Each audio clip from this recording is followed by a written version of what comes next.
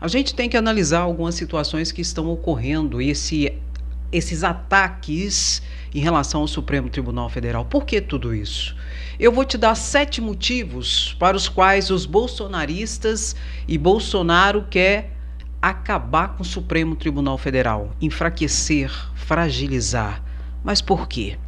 Inclusive, ontem, o Senado Federal, liderado por seu presidente Rodrigo Pacheco, tentaram aprovar ali as PECs que flexibilizam, que meio que fragiliza o Supremo Tribunal Federal e tenta mostrar poder, de um poder para com o outro, do Legislativo para o Supremo Tribunal Federal. Mas não foi, eles não conseguiram.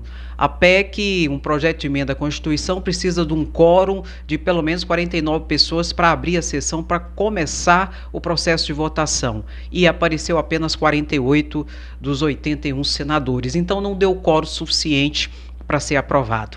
E eles vão tentar aprovar hoje. Inclusive, uma dessas propostas foi aprovada em 42 segundos na Comissão de Constituição e Justiça ali, encabeçada pelo seu presidente Davi Alcolumbre. É uma tentativa de intimidar o Supremo Tribunal Federal?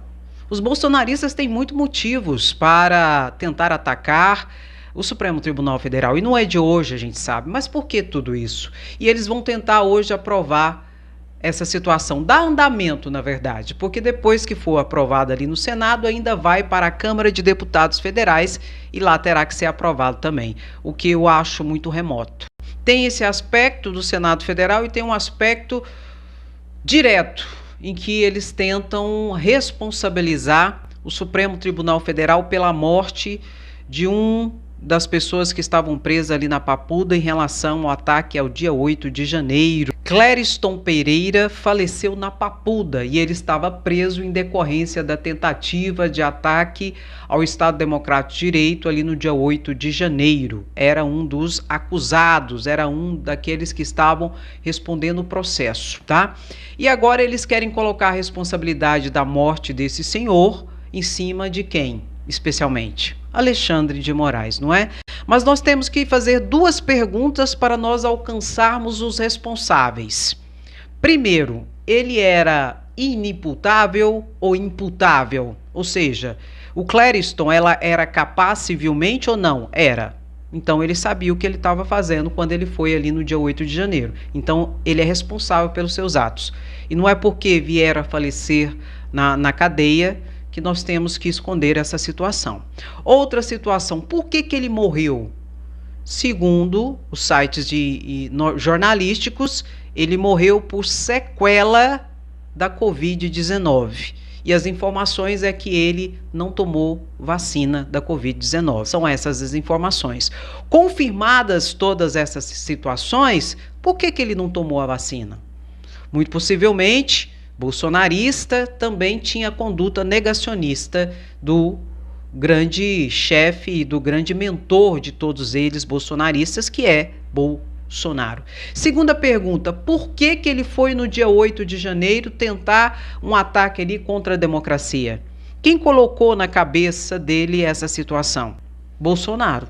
Bolsonaro, nós sabemos que é o grande incitador da tentativa de golpe. Bolsonaro propagou o golpismo mesmo antes de ser eleito em 2018, sempre falando de artigo 142, de ditadura, de militares no poder, atacando o Supremo Tribunal Federal, atacando o TSE, atacando as urnas, atacando as instituições democráticas, enfim. Então ele imbuiu isso na cabeça das pessoas e as pessoas foram. Então ele estava preso porque ele foi levado por aquilo que Bolsonaro propagava. Alexandre de Moraes é o responsável por isso? Lógico que não. E além disso, se confirmar essa informação, que o falecimento dele decorreu principalmente por sequelas da Covid-19, em que ele não tomou a vacina, por quê? Negacionista, por quê? Ele ouvia Bolsonaro, que atacava a vacina, que atacava quem realmente se cuidava e se protegia, querendo responsabilizar o Supremo Tribunal Federal pela morte desse senhor, principalmente Alexandre de Moraes. Tem que colocar na conta de quem essa morte? De Bolsonaro. Essa conta não é do Supremo Tribunal Federal. Além de tudo isso, quais seriam os motivos que o bolsonarismo e Bolsonaro teria para querer, de fato e de verdade, acabar com o Supremo Tribunal Federal? Existem 7 investigações hoje na Polícia Federal em relação a Bolsonaro. 7 investigações, em que dezenas de pessoas estão envolvidos enquanto executores, partícipes, coautores, enfim. A primeira é em relação à pandemia, a sua atitude negacionista em relação à pandemia, seu ataque à vacina, toda aquela situação que gerou milhares de mortes que eu acredito que poderiam ter sido salvas, se não fosse a postura do chefe da nação à época, falando contra a vacina, falando contra as medidas sanitárias, não usando máscara, inclusive foi multado em mais de R$1 milhão ali em São Paulo por inobservância das medidas sanitárias, que eles fizeram a lei lá, não é? Para anistiar as multas, mais de R$1 milhão, e o Supremo Tribunal Federal já notificou a Assembleia Legislativa do Estado de São Paulo e o governador Tarcísio de Freitas para explicar o porquê dessa situação, o porquê dessa anistia. Mas, enfim, isso só corrobora essas investigações da Polícia Federal. E segundo a própria CPMI da pandemia, que está no Supremo Tribunal Federal, que Augusto Aras pediu o arquivamento, mas não foi arquivado, está tendo seu desarquivamento, pediu ali a responsabilidade de Bolsonaro por 9 crimes em relação à pandemia, para você ter ideia. Então, existe esse inquérito de investigação.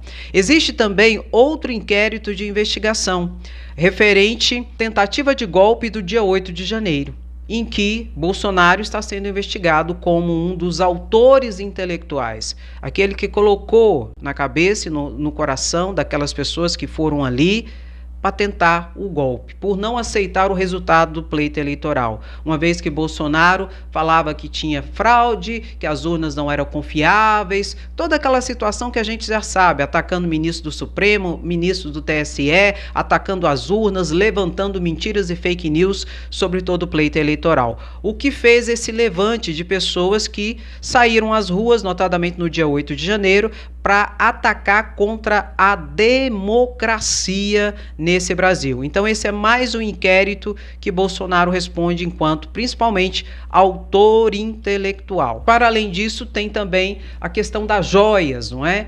Em que bens de alto valor recebidos enquanto você estiver no cargo de presidente não é seu, é do Estado brasileiro. Tinha que ser incorporado ao acervo do Estado brasileiro e foi incorporado ao acervo privado de Bolsonaro, em que ele tentou vender, inclusive, fora do país, muitas dessas joias, não é? Em que teve que resgatar, Frederico Vassek foi lá resgatar para entregar no TCU, que exigiu a devolução, enfim, isso pode configurar crime de peculato, apropriação e desvio de bem público, que é um crime contra a administração pública. Então, Bolsonaro também é investigado nesse aspecto. E nesse aspecto também é objeto de investigação a sua esposa, a Michele Bolsonaro, também investigada nesse caso das joias, não é? Então, Michele Bolsonaro e Bolsonaro são investigados nessa situação das joias, que se configura ali como crime de peculato, que é a apropriação de bem público. E também tem a questão das milícias digitais, em que foi criado ali um verdadeiro gabinete do ódio, em que foi implementado para disseminar ódio, mentira, ataque e fake news. Com contratos de influenciadores, pagando dinheiro, contratando ali robôs, todo o sistema de robôs, de programação para atacar as pessoas, para propagar mentira e fake news. Existe também esse inquérito policial, essa investigação, que é a base de todos os outros crimes, que é a disseminação de desinformação, de ataques às instituições, ao pleito eleitoral, a autoridades e adversários políticos. E nesse ambiente aqui também é investigado Carlos Bolsonaro. Existem várias pessoas envolvidas, viu? Várias pessoas que estão sendo investigadas em conjunto a cada um desses inquéritos policiais.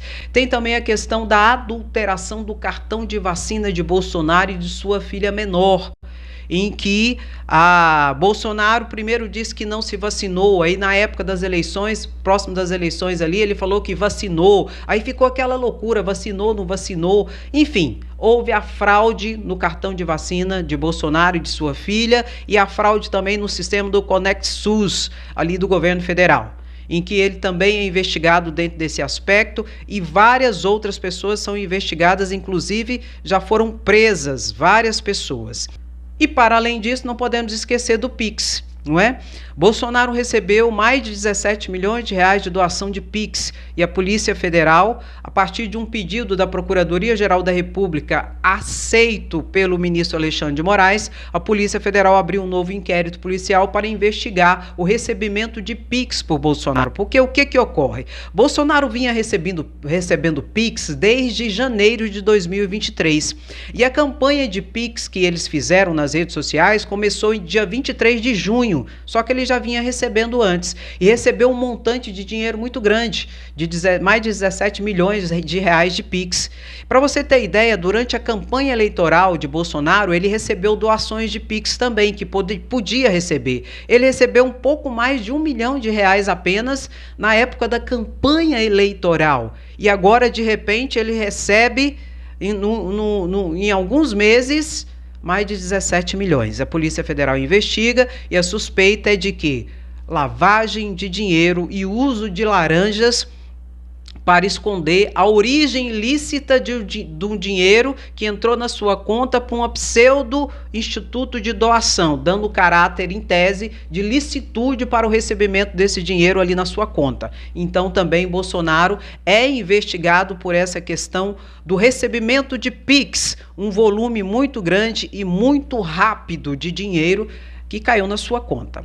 E acabou, André? Não, não acabou. Tem também a questão da ABIN, da Agência Brasileira de Inteligência, com a espionagem. Já se descobriu que mais de 50 mil pessoas foram espionadas ilegalmente durante o governo Bolsonaro, que tinha como o chefe da ABIN quem? General Heleno. Abaixo do General Heleno tinha quem? O diretor-geral da Polícia Federal ali, Alexandre Ramage. E acima desses todos tinha quem? Bolsonaro, que escolhera esses para a ABIN.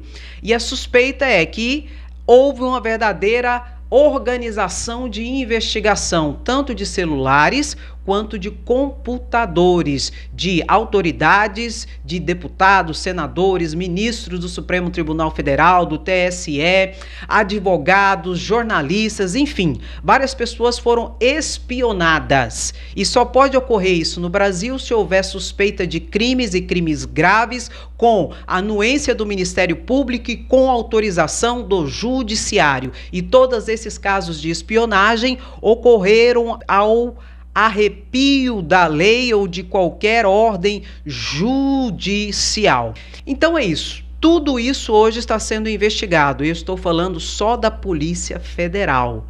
Existem outras situações que desceram para a primeira instância em que Bolsonaro também é investigado. Existe? Existe. Da justiça ali ordinária e não no Supremo Tribunal Federal. Todos esses que eu acabara de te explicar estão no Supremo Tribunal Federal. Por quê? Existe a base das milícias digitais e tudo está conectado pelas investigações, muito possivelmente ao dia 8 de janeiro, que foi a tentativa de golpe. Por isso está no Supremo Tribunal Federal. E nós temos duas figuras muito importantes dentro desse ambiente de investigação, que é o ex-ajudante de ordem de Bolsonaro, Mauro Cid, bem como seu advogado, o advogado Frederic Vassef. O ajudante de ordem, Mauro Cid, fez delação. Tudo isso que eu falei, muitas informações adveio a partir da delação de Mauro Cid, e Frederic Vassef ali teve 4 celulares apreendidos, dos quais um estava escondido dentro de um carro sem placa, estacionado numa vaga de idoso de Frederic Vassef. E segundo informações, esse celular era para conversa única e exclusivamente com Bolsonaro e integrantes de sua família.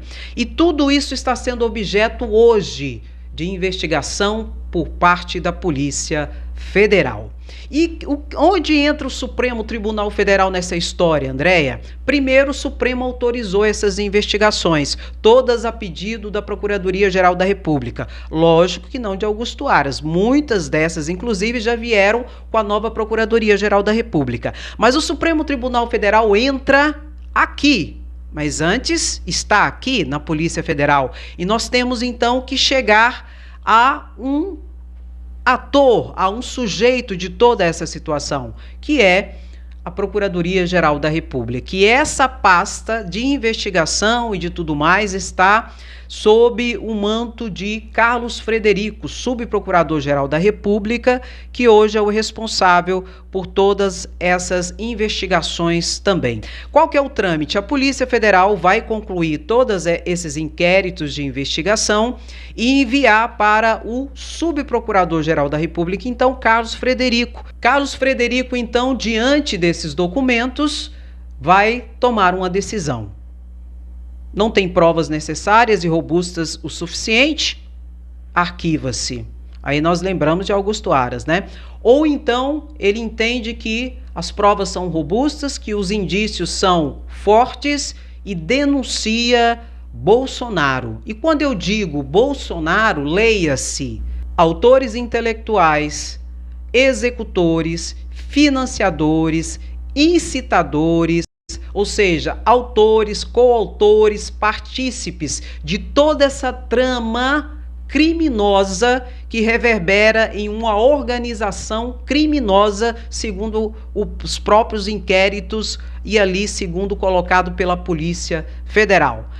Feito tudo isso, chegou na mão do subprocurador-geral da República, Carlos Frederico, ele passa tudo para o Supremo Tribunal Federal, fazendo as acusações e as denúncias necessárias para que comece os processos criminais, em que quem dará o voto, fará o relatório principal e mais importante é Alexandre de Moraes, porque ele é o relator de todas essas ações no Supremo Tribunal Federal. Ele vai fazer o seu relatório e vai dar o seu voto. E muito possivelmente será pela condenação de Bolsonaro por vários crimes e todos os partícipes, os autores, os executores, os financiadores, e aí nós temos de deputados, senadores, pastores, fazendeiros, agropecuaristas, donos de lojas, não é, que vende móveis, imóveis, eletrodomésticos, enfim, temos de tudo ali. São dezenas e dezenas de pessoas investigadas e muito possivelmente envolvidas nessa organização criminosa que tem como cabeça, segundo investigações, Bolsonaro. Sendo tudo confirmado, feita a denúncia, serão condenados e quem vai fazer o relatório de condenação, muito possivelmente, é o relator de condenação, eu acredito, Alexandre de Moraes. E isso então vai passar pelo plenário do Supremo Tribunal Federal. E o plenário do Supremo Tribunal Federal é quem vai decidir todas essas situações. Quem será condenado, quem não será condenado, quem será absolvido e tudo que deve ocorrer. Cujas responsabilizações vêm desde multas e de danos morais coletivos até penas ali que podem variar de 6 a 30 anos de cadeia, a depender dos crimes praticados dentro de todos esses ambientes de investigação que estão hoje na Polícia Federal. Dentro desse contexto, o Supremo Tribunal Federal é muito atacado. É exatamente por isso. Porque, como eu disse para você, meu querido, minha querida, não é só Bolsonaro que está sendo investigado. Nós temos deputados sendo investigados, nós temos senadores sendo investigados, nós temos grandes empresários sendo investigados, nós temos grandes líderes religiosos sendo investigados, nós temos coronéis sendo investigados, nós temos generais sendo investigados. Então, são muitas pessoas que querem a fragilização e a intimidação do Supremo Tribunal Federal, para que ele não faça aquilo que tem que ser feito. Então não se engane. Não se engane. E, infelizmente, A maioria das pessoas que estão atacando o Supremo Tribunal Federal hoje são manipuladas. Não conseguem enxergar e ter essa visão ampla de tudo que está acontecendo. Só vê um palmo, mal vê um palmo diante do seu nariz e acaba sendo manipulado e usado como marionetes por, segundo a Polícia Federal, uma organização criminosa que aprontou e ainda apronta muito no nosso país. O que nós queremos diante disso?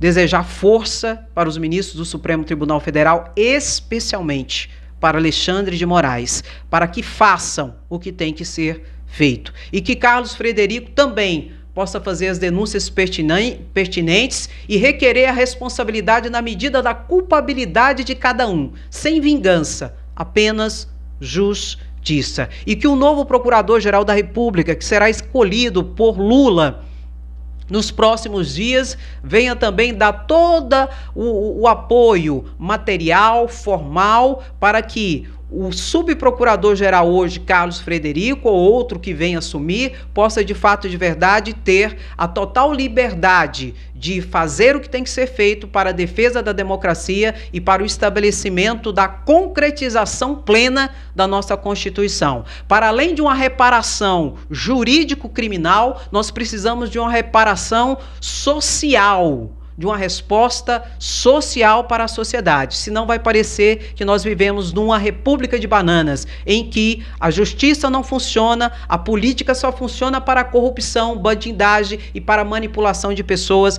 para manutenção do poder pelo poder, sem se preocupar nem um pouco com o povo. E isso não pode ser configurado dessa forma. Nós queremos vingança? Não.